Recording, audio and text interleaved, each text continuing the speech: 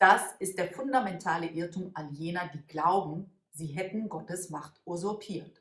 Dieser Gedanke macht ihnen sehr viel Angst. Ja, sie haben ja immer Angst vor Gottes Rache, weil sie ja denken, sie haben Gott Unrecht getan und Gott funktioniert wie sie, nämlich denkt in Angriff und Verteidigung. Und Gott weiß nichts davon, weil Gott kennt keine Rache. Gott hat doch kein Ego. Hallo, ich bin Peri Soilu und du bist hier beim Happy Cool Love Podcast. Ein Podcast für Lebenssinn, Bewusstsein und Klarheit. Ich freue mich wie immer, dass wir hier zusammenfinden an einem wundervollen Dienstag, um gemeinsam in die Tiefe zu gehen mit unserem Gruppen von Ein Kurs in Wundern. Ein Kurs in Wundern ist ein Training für unseren Geist, damit wir das derzeit dominante Ego-Angst-Denksystem ablegen und es mit einem liebevollen Denksystem ersetzen lernen. Dieses Ersetzen findet statt, indem wir vergeben.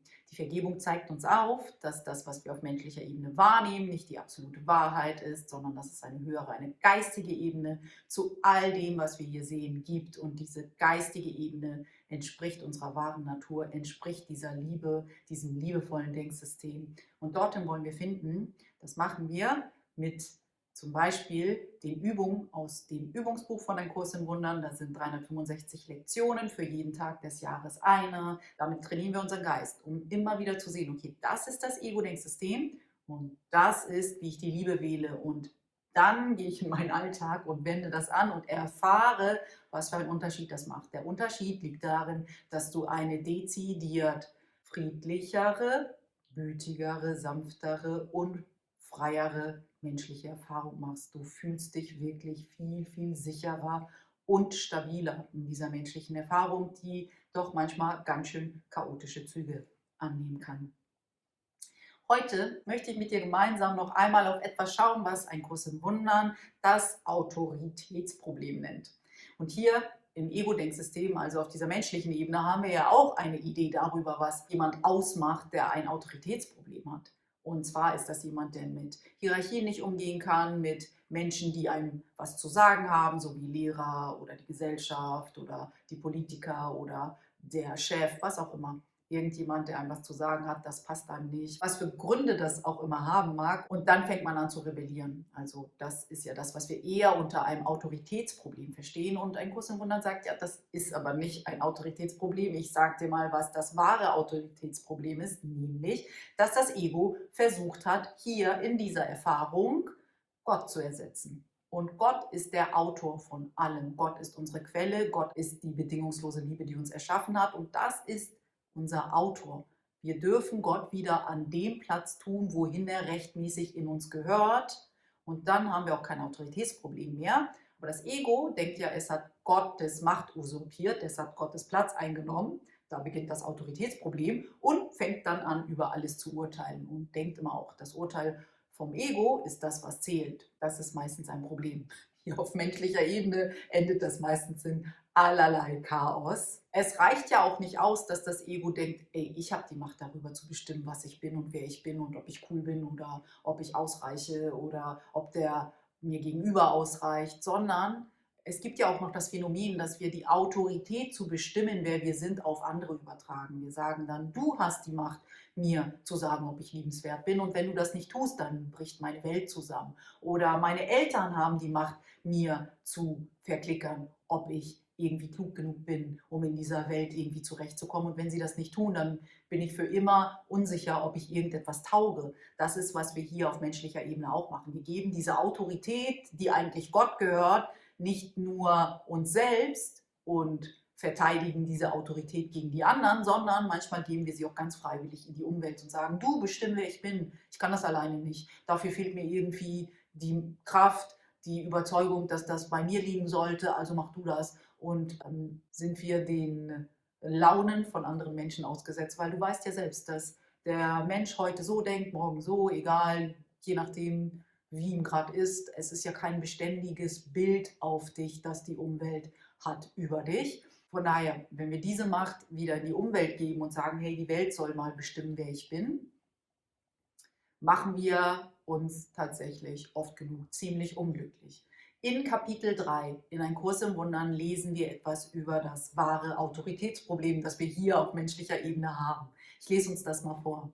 Das Problem der Autorität ist in Wirklichkeit eine Frage der Autorschaft. Wenn du ein Autoritätsproblem hast, dann immer deshalb, weil du glaubst, du seist der Autor deiner selbst. Wie eben gesagt, das Ego denkt, es hätte Gottes Platz übernommen. Völlig unmöglich, aber das Ego ist ja wahnsinnig. Wir lesen noch ein bisschen. Du seist der Autor deiner selbst und deinen Wahn auf andere projizierst. Du nimmst die Situation dann so wahr, dass andere buchstäblich mit dir um deine Autorschaft kämpfen. Ja, entweder haben wir halt diese Macke, dass wir sagen, okay, das, was ich über die Welt denke, meine Urteile sind die wichtigen und alle anderen wollen mir das abspenstig machen, also muss ich mit denen in den Kampf gehen, ne? Angriff, Verteidigung.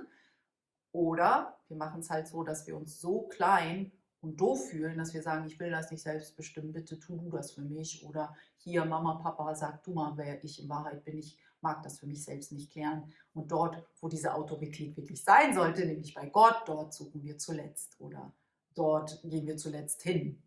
Also noch ein bisschen lesen. Das ist der fundamentale Irrtum all jener, die glauben, sie hätten Gottes Macht usurpiert.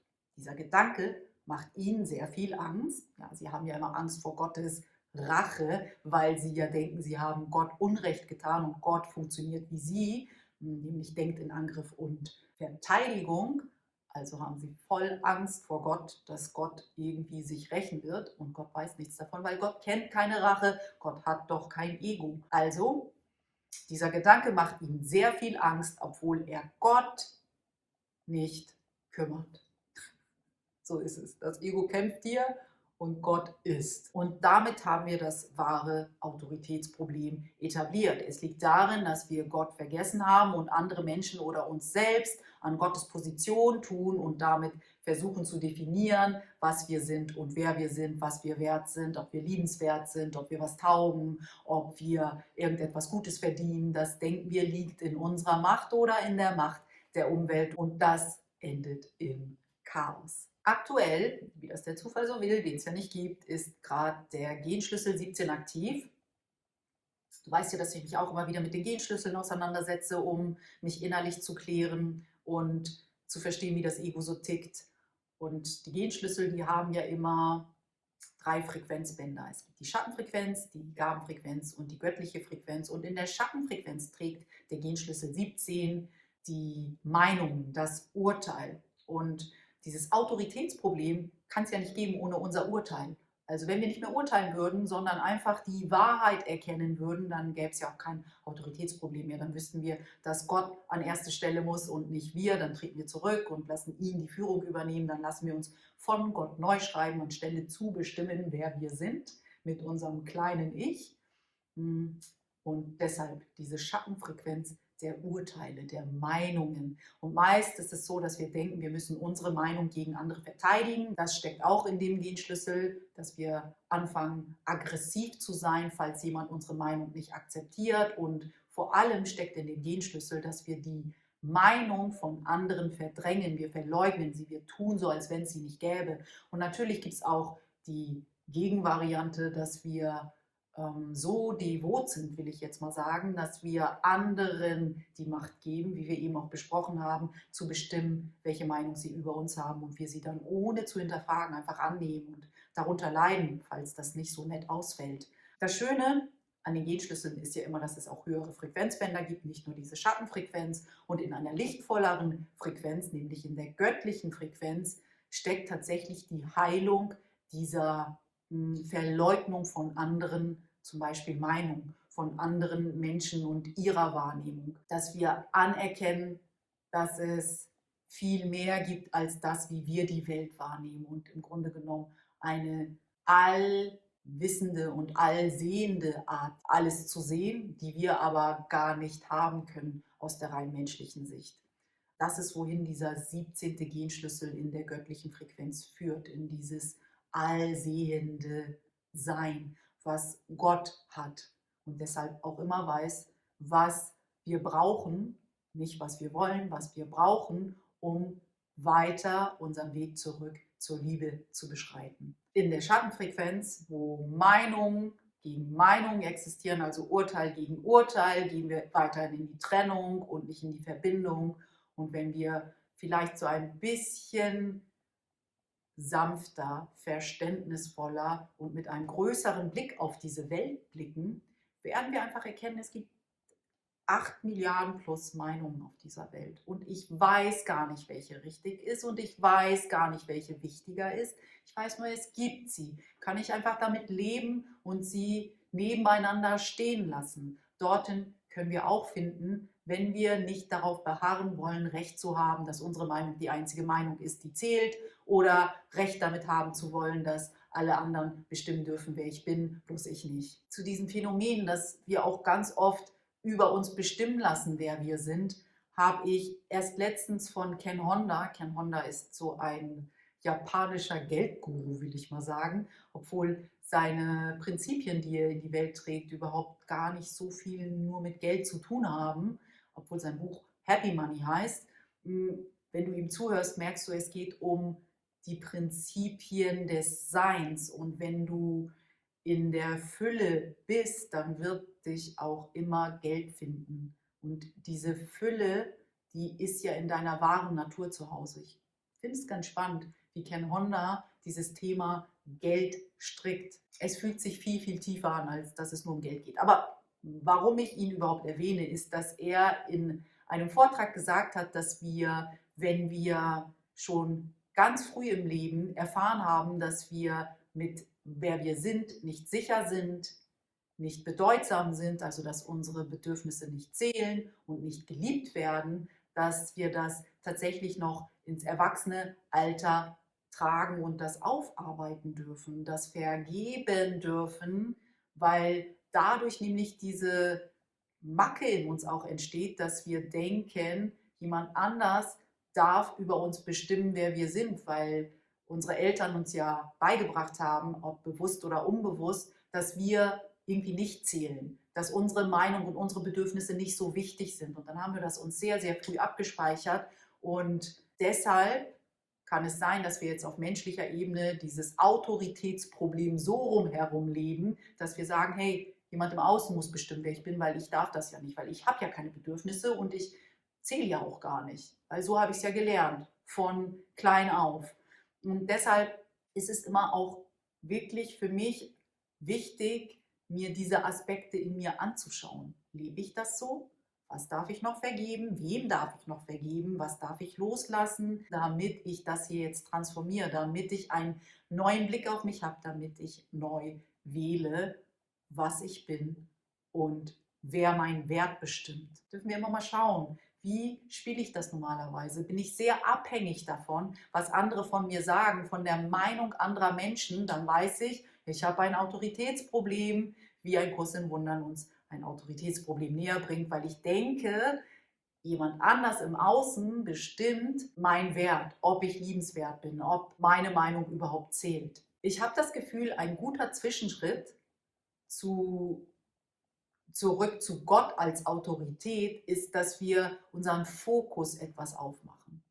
Wenn wir zum Beispiel denken, dass jemand anders im Außen bestimmt, ob ich jetzt liebenswert bin oder nicht, können wir ja sagen, okay, was macht seine Meinung eigentlich so viel gewichtiger als meine Meinung oder die Meinung eines Dritten oder die Meinung vom Rest der Welt? Es gibt, wie gesagt, 8 Milliarden plus Meinungen. Warum ist die Meinung einer Person, die mir jetzt gegenübersteht, wichtiger als meine Meinung und als der Rest der Welt? Ich weiß es nicht. Außer dass ich es so will, gibt es keinen wirklich triftigen Grund gerade für mich. Und kann ich einfach üben, dass hier auf dieser menschlichen Ebene es einfach ganz viele Meinungen gibt und sie alle gleichwertig da sein dürfen. Weil sie sind ja da. Keine ist wichtiger, keine ist unwichtiger, sie sind alle da. Und kann ich sie einfach so stehen lassen, in dieser Menge, in dieser Fülle und sagen, okay, ich muss nicht dagegen kämpfen, ich muss mich davon nicht beeinflussen lassen, vielleicht kann ich auch anderen Meinungen über mich mehr Platz machen, weil es gibt ja 1000 Meinungen über mich. Je nachdem, wie eine Person heute drauf ist, denkt sie das über mich, denkt sie das über mich. Oder kann ich vielleicht sogar meine eigene Meinung über mich mal abfragen. Wo bin ich denn? Warum habe ich das denn immer ins Außen gegeben? Was denke ich denn über mich? Denke ich vielleicht, ich bin kompetent, dass ich ausreiche, dass ich gut genug bin, dass ich liebenswert bin und habe das irgendwie nicht beachtet? Oder merke ich, dass ich befürchte, die Sachen zu sein, die jemand im Außen mir über mich sagt?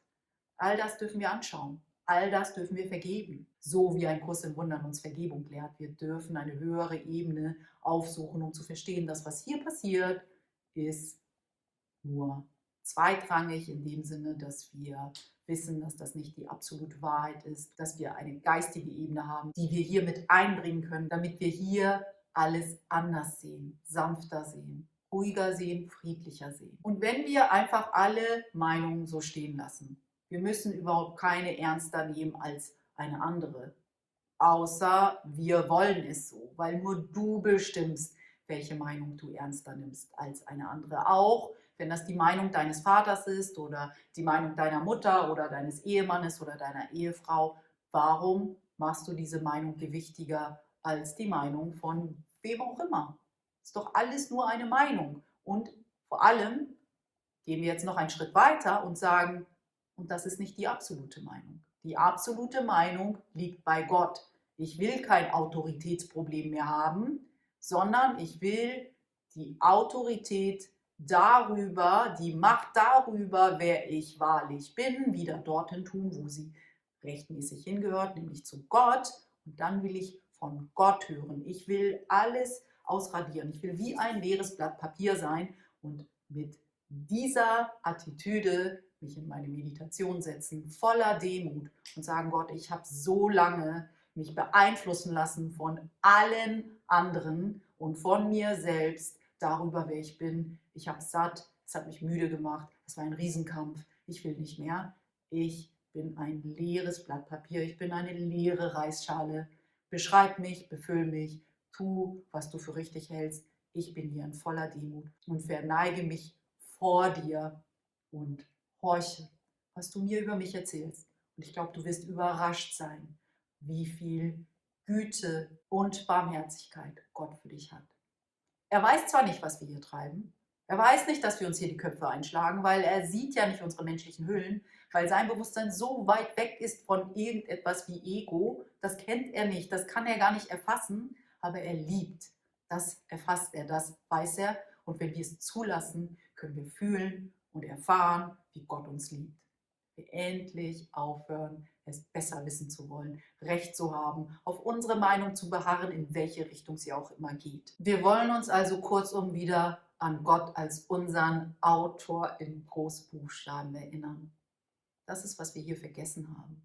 Und das ist, was uns so verrückt macht und so angstvoll. Weil einerseits denken wir, wir können hier spielen, Gott zu vergessen, und andererseits haben wir so eine Angst vor der Konsequenz, weil wir ja denken, Gott tickt wie wir, Gott bestraft, Gott wird böse, Gott ist rachsüchtig. Das ist Gott nicht. Das ist, was das Ego aus Gott gemacht hat. Gott liebt. Das ist alles, was er kann.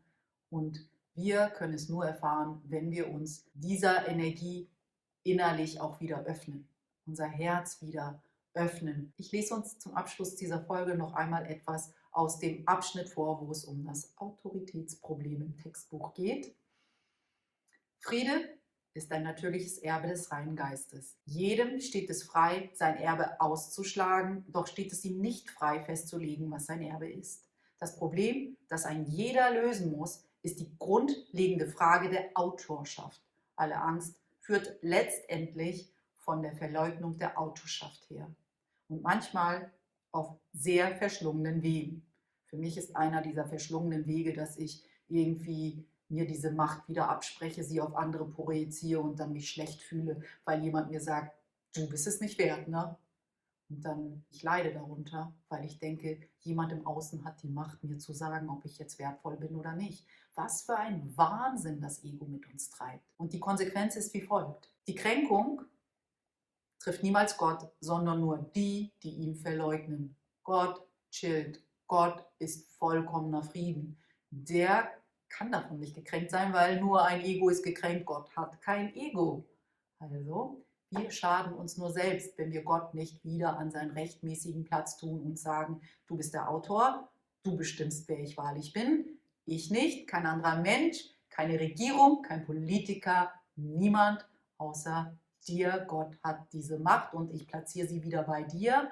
Somit kann ich das nächste Mal, wenn jemand mir sagt, auf dieser menschlichen Ebene, du reichst mir nicht aus, nicht wieder wanken. Ich muss nicht wanken, ich muss nicht traurig sein, ich muss nicht irgendwie an mir zweifeln, weil ich weiß, hey, das ist seine Meinung, er hat ein Anrecht auf seine Meinung. Ich möchte mich zurückziehen und nochmal mit Gott in meiner Meditation sitzen und ihn fragen, was er von mir hält. Und ich glaube, ich werde etwas ganz anderes hören, als dass ich nicht ausreiche oder nicht gut genug bin. Vielleicht ist es für uns an der Zeit, falls wir es noch nicht so getan haben, die Autorität darüber, wer wir sind und was wir wert sind, wieder dorthin zurückzugeben, wo sie hingehört und wo sie Sinn ergibt. Ich danke dir wie immer, dass du heute wieder hier warst und mir deine Zeit geschenkt hast. Falls du deine Gedanken zu der heutigen Folge und dem Thema des Autoritätsproblems mit mir teilen willst, freue ich mich gerne hier unter diesem Video oder aber auch bei Spotify, wo auch immer du gerade Platz findest und Lust hast, deine Gedanken mit mir zu teilen, freue ich mich drüber. Ansonsten wünsche ich dir eine ganz, ganz wundervolle Restwoche und wir sprechen uns ganz bald wieder. Deine Peri.